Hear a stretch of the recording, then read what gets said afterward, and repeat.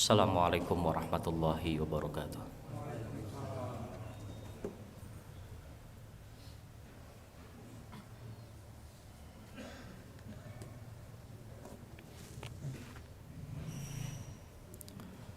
Alhamdulillahilladzi anzala 'ala 'abdihil kitaba wa lam yaj'al lahu iwaja.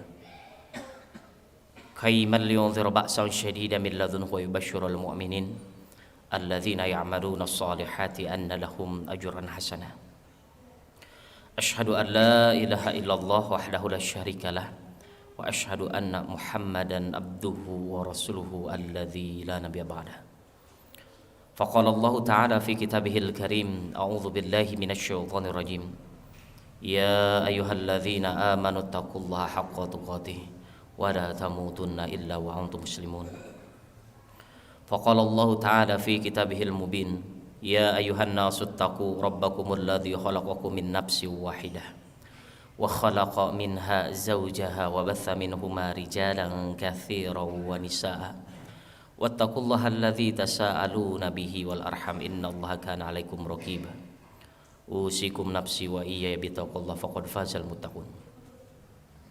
Para hadirin sidang Jumat yang sama-sama dimuliakan oleh Allah Subhanahu wa taala. Alhamdulillah pada kesempatan kali ini kita masih diberikan kesempatan oleh Allah Subhanahu wa taala dengan iradah dan inayahnya sehingga kita dapat melaksanakan salah satu kewajiban kita selaku umat muslim, yaitu salat Jumat berjamaah.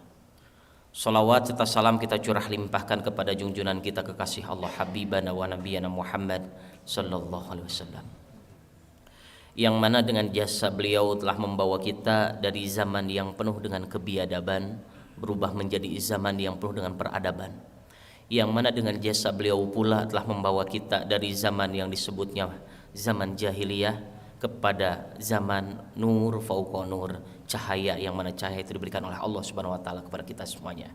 Amin ya Allah rabbal alamin. Di dalam ayat Al-Qur'an, Quran surat Asy-Syu'ara, Allah menggambarkan dua kelompok yang mana kelompok ini adalah gambaran sebagaimana kelompok orang yang tidak beriman kepada Allah dan kelompok orang yang beriman kepada Allah. Maka kisahnya dimulai dengan kisahnya Fir'aun dan Nabi Musa alaihissalam. Di dalam Quran surat Asy-Syu'ara ayat 61 Allah menjelaskan dan Allah berfirman, A'udzu billahi minasyaitonir rajim. Falamma tara al-jam'ani qala ashabu Musa inna lamudrakun. Maka tak kala dipertemukan sudah semakin dekat dua kelompok, yaitu pasukan Nabi Musa dan pasukannya Fir'aun, yang mana di dalam sejarahnya pasukan Fir'aun mengejar-ngejar pasukan Musa, dan sampai disebutkan dalam sejarahnya di ujung ketika dikejar oleh pasukan Fir'aun, maka di depannya itu tidak ada tempat lain kecuali yang disebutnya dengan Laut Merah. Kalau kita ibaratkan Laut Merah itu sama seperti pantai selatan, yang kita tidak tahu apakah kondisi Laut Merah yang ada di sana seperti kita, apakah adanya di Pangandaran, ataukah di Pelabuhan Ratu, ataukah di Parangkritis, intinya pantai selatan. Maka kita tahu ada yang berangkat ke Jeddah, ada Laut Merah, ke Mesir ada juga Laut Merah. Maka kalimatnya apa? Kelompok Nabi Musa mengatakan di sana adalah qala ashabu Musa inna lamudrakun. Kelompok Nabi Musa mengatakan ketika dikejar-kejar oleh kelompok Fir'aun yang mana senjatanya begitu lengkap, pasukan kudanya dengan kuda yang paling larinya paling cepat, kemudian senjatanya apapun itu paling lengkap, mungkin pada saat ini adalah teknologinya begitu canggih dan yang lainnya. Apa yang terjadi? Pengikut Musa mengatakan yang mungkin keimanannya perlu, yang namanya harus ditambah lagi keimanannya, mengatakan, wahai Musa, pasukan Fir'aun telah mengepung kita dan di depan itu yang disebutnya Laut Merah, maka harusnya kita menyerah. Tetapi apa yang terjadi? Ini diibaratkan seperti analogi ketika kita yang tidak beriman kepada Allah melihat yang namanya perusahaan musuh, teknologinya begitu canggih, aplikasinya begitu hebat, medianya dikuasai, persenjataannya begitu hebat, dan begitu yang namanya sekali luncurkan maka akan habis seluruhnya. Maka kalimatnya apa yang terjadi? Disebutkan dalam ayat selanjutnya, qala kalla, maka Nabi Musa mengatakan kalla, semata-mata hal tersebut tidak akan pernah terjadi. Maka pantaslah di sini ketika ada kelompok orang yang imannya kurang, kemudian mengetahui keadaan orang kafir itu begitu canggihnya dengan persenjataan, dengan teknologi, dengan media yang terjadi, maka harus ada dikatakan di dalam kelompok yang beriman, qala kalla, semata-mata tidak akan pernah terjadi. Karena kenapa? Banyak orang yang mungkin tidak tersadar, dia meyakini iman, tetapi ternyata sebenarnya Allah bersama orang-orang yang beriman. Kita lihat sejarahnya. Di zaman Rasulullah SAW, peperangan itu selalu yang namanya pasukan muslim itu lebih sedikit dibanding pasukan kafir. Tetapi apa yang terjadi? Hanya pada perang Badar saja disebutkan di sana bahwasannya semuanya itu tunduk. Tetapi apa yang terjadi? Sebenarnya yang mengakibatkan kalahnya kaum muslimin pada waktu itu apa? Ketika melihat gonimah, harta rampasan sudah ditinggalkan oleh musuh, tetapi apa yang terjadi? Mereka terpincut oleh duniawi. Sebenarnya Rasulullah sudah mewanti-wanti, jangan ambil dulu harta rampasan, jangan ambil dulu gonimah ini. Karena kenapa? Karena musuh masih punya strategi yang lain. Maka kalimat yang terjadi pada saat ini, kita ditawari yang namanya anak-anak kita masuk kepada perusahaan yang harus melepas kerudungnya. Kita masuk kepada perusahaan-perusahaan yang mana mungkin, mohon maaf, mungkin ribawi banyak di sana. Mungkin yang terjadi adalah yang selama ini kita suka dapatkan bahwasannya banyak di antara orang-orang yang bekerja pada tempat yang mungkin hakikatnya sholat saja sulit, bagaimana bisa khusyuk untuk ibadah, mereka mempertahankannya. Karena kenapa? Karena mungkin dianalogikan gaji di sana lebih besar, sedangkan kenyamanan dalam ibadah tidak diperhitungkan. Maka harus ada yang mengatakan qala kalla, hal ini tidak akan terjadi. Rizki kita tidak akan pernah berkurang, kita tidak akan pernah bangkrut, kita tidak akan pernah kalah bersaing dengan orang lain yang mana jauh dari aturan Islam, yang mana jauh dari agama Allah. Maka kalimatnya Nabi Musa mengatakan kepada kaumnya, qala kalla, meskipun pasukan Fir'aun begitu dekat, tetapi tidak akan pernah membunuh kita. Karena kenapa? Nabi Musa mempercayai dengan keimanannya, dan imannya itu dipertaruhkan. Disebutkan di sana apa? Inna ma'iya rabbi sayahdin. Nabi Musa mengatakan kepada pasukannya, sesungguhnya Tuhanku bersamaku dan pasti akan memberikan petunjuk atau jalan keluar. Apa yang terjadi? Mungkin saudara-saudara kita yang selama ini terkena gempa kemarin, rumahnya diruntuhkan, rumahnya banyak yang roboh, kemudian kekuatan imannya sedang berkurang. Di sanalah kita yang berani mengatakan qala kalla, kalian tidak akan pernah sendirian, kalian tidak akan pernah yang namanya turun keimanan. Ketika di sana kitalah yang diketuk oleh Allah. Apakah kita yang masih punya hati nurani? Apakah kita yang masih punya perasaan, punya sosial, bahwasannya apa? Membantu mereka yang sedang ada di sana.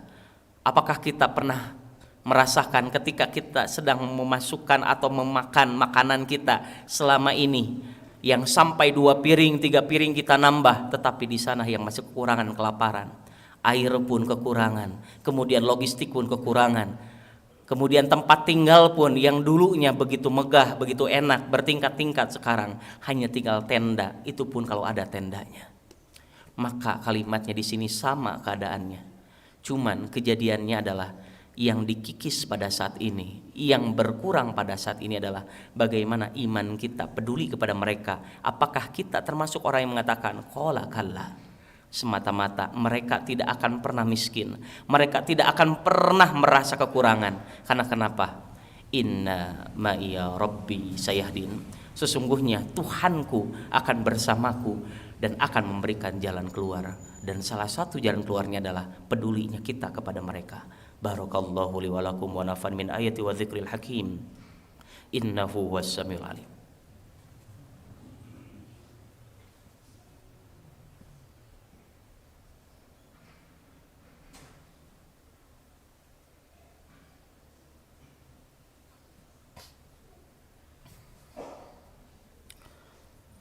Alhamdulillahilladzi hadana li hadza wa ma kunna linahtadiya laula an hadanallah. Asyhadu an la ilaha illallah wahdahu la syarikalah wa asyhadu anna Muhammadan abduhu wa rasuluhu alladzi la nabiyya ba'da. Usikum nafsi wa iyya bi taqwallah faqad fazal muttaqun. Para hadirin sidang Jumat yang sama-sama dimuliakan oleh Allah Subhanahu wa taala. Tema Jumat kali ini adalah tentang mindset tauhid. Bagaimana kalimatnya zikir Nabi Yunus alaihissalam yang dimakan oleh ikan nun, yang mana disebutkan dalam sejarahnya ikan nun itu tidak kurang tidak lebih bahwasannya setiap hari Allah memberikan rizki kepada ikan nun itu harus memakan makanannya 3 ton, tidak kurang tidak lebih. Kalau kita searching di Google, kalau kita searching yang namanya di Wikipedia, yang namanya ikan yang bisa makan 3 ton tidak kurang tidak lebih dalam 1 hari adalah ikan paus biru. Yang jadi pertanyaan, seekor ikan saja Allah berikan rizkinya 3 ton. Yang jadi pertanyaan, apakah kita selama 1 hari ini makan 3 ton? Saya rasa tidak. Tapi kenapa ikan nun ini Allah kasih rizkinya sedangkan kita masih merasa gelisah, kita masih merasa yang namanya berkeluh kesah. Innal insana khuliqa halu'a, sesungguhnya manusia itu diciptakan dalam keadaan berkeluh kesah. Khawatir besok gak bisa makan, khawatir besok anak tidak bisa sekolah, khawatir yang namanya pekerjaan kita tidak cair gajinya, khawatir yang namanya mohon maaf investasi kita tidak berjalan, khawatir perusahaan kita tidak akan berjalan. Apa yang terjadi? Harusnya kita banyak menggunakan konsep syukur. Apa itu syukur? Syukur bukan hanya berterima kasih, tetapi syukur itu lebih banyak aplikasinya adalah melaksanakan segala perintah Allah, bahkan mencintai sunnah-sunnah Rasulullah, dan meninggalkan segala apa yang dilarang oleh Allah. Maka kalimatnya, mindset tauhid ini mengajarkan pada kita, dzalikal kitabu, inilah kitab yang bernama Al-Quran, la raiba fih, tidak ada keraguan satu kata pun atau satu huruf pun di dalamnya.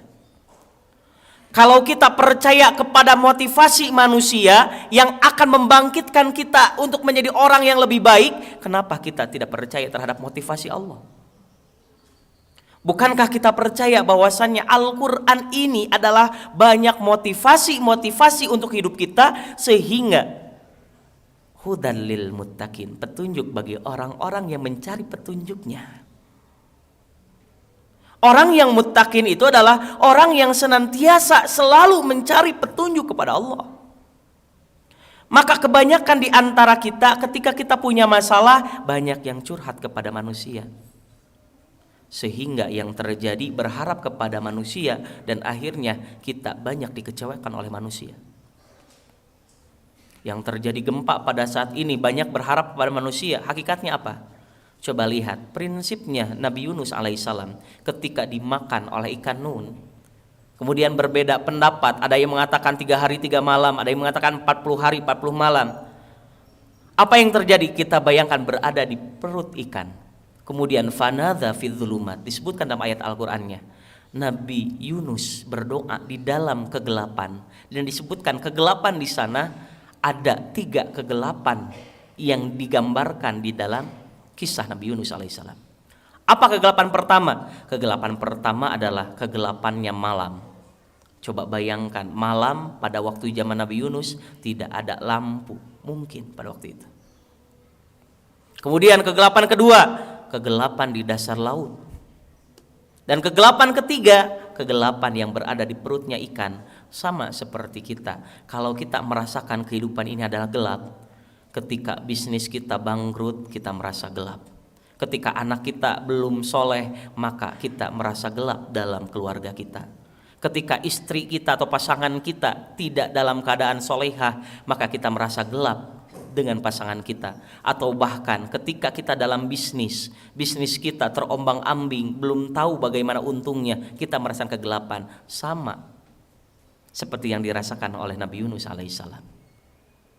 Tetapi apa yang terjadi ketika seseorang punya masalah besar? Bukankah Allahu Akbar bukan masalahku akbar? Karena kebanyakan di antara kita ketika kita punya hutang saja, kenapa kita memikirkan hutang saja yang ingin kita selesaikan? Bukankah Allahu Akbar, Allah kita, Allahku, Allah kita adalah Allah yang paling besar, yang maha besar. Kenapa masalah kita lebih besar dibanding Allah? Tanyakan pada diri kita. Mungkin kalimatnya adalah kita merasa masalah inilah yang menjadikan kita semakin jadi orang kecil. Sesungguhnya Allahu Akbar, kalau kita punya masalah yang besar, maka Nabi Yunus mengajarkan pada kita bukan terfokus kepada solusi, bukan terfokus kepada masalah, tetapi fokuslah kepada pemilik solusi dan masalah. Siapa? Allah Subhanahu wa ta'ala. Maka ketika tidak ada jalan yang kita bisa tempuh, tidak ada jalan keluar yang bisa menjadikan jalan kepada kita, apa yang terjadi? Nabi Yunus mengajarkan kepada kita, La ilaha illa anta. Tidak ada Tuhan selain Engkau ya Allah. Para ahli tafsir mengatakan La ilaha illa anta artinya La nasira ilallah. Tidak ada yang patut menolong kami selain Allah. Tidak ada yang patut memberikan solusi kepada kita selain Allah. La ma'buda ilallah. Tidak ada tempat untuk kita mengadu selain pada Allah. Tetapi kenapa kita selalu mengadu pada manusia? Mungkin manusia yang mengatakan sabar, tapi Allah, la ilaha illallah, tidak ada Tuhan selain Allah. Yang patut menolong kita hanyalah Allah. Kemudian bukan hanya itu, ketika kita sudah yakin dalam hati kita bahwasanya Allah sebagai tujuan kita, subhanaka, bertasbih, bertahlil, la ilaha illallah, bertahmid, alhamdulillah, bertasbih, subhanallah, bertakbir, Allahu Akbar, diperbanyak. Sampai kapan? Fadhkurullaha dzikran katsira, tidak terbilang bilangannya. Karena orang yang selalu berzikir, ala bidzikrillahi tatmainnul qulub. Bukankah ketika hati kita tenang, kita mencari solusi, maka solusi itu akan datang kepada kita dengan keadaan tenang. Maka kalimatnya inni kuntu minadh-dhalimin. Setelah kita yakin bahwa tidak ada penolong selain Allah, kita bertasbih memahasucikan Allah, kemudian meyakini bahwasannya inni kuntu minadh-dhalimin. Mungkin banyak dosa yang telah kami lakukan. Mungkin banyak dosa yang telah aku laksanakan. Mungkin gempa ini salah satunya adalah dari dosa-dosa kita. Bahwasannya Allah murka kepada kita. Tetapi ini teguran buat kita. Kenapa tidak menimpa pada diri kita, tidak menimpa pada kita semuanya? Mungkin kita disuruh untuk banyak bertobat kepada Allah. Karena sifatnya kita adalah innallaha tawwabur rahim. Tawwab itu adalah Allah maha penerima taubat kepada orang-orang yang selalu melakukan maksiat. Dan Allah maha memberikan kasih sayang kepada orang-orang yang ingin senantiasa bertobat kepadanya. Dan mudah-mudahan kejadian gempa ini mengetuk hati kita semakin peduli kepada salah satunya tempat kita, saudara kita yang berada di Cianjur. Dan mudah-mudahan kita selalu berdoa, mudah-mudahan ya Allah jauhkanlah kami dari mara bahaya, bencana, dan jadikanlah kami, berikanlah taubatan nasuha sebelum kita wafat, dan jadikanlah kami, mudah-mudahan kami wafat dalam keadaan husnul khatimah. Amin ya Allah alamin. Allahumma ighfir lil mu'minina wal mu'minat wal muslimina wal muslimat al ahya'i minhum wal amwat. Rabbana la tuzigh qulubana ba'da idh hadaitana wa hab lana min ladunka rahmah innaka antal wahhab. Rabbana atina fid dunya hasanah wa fil akhirati hasanah wa qina adzabannar. Subhanaka rabbika rabbil izzati amma yasifun Wassalamun ala mursalin walhamdulillahi rabbil alamin. Wassalamualaikum warahmatullahi wabarakatuh. Aqimussalam. Allahu Akbar.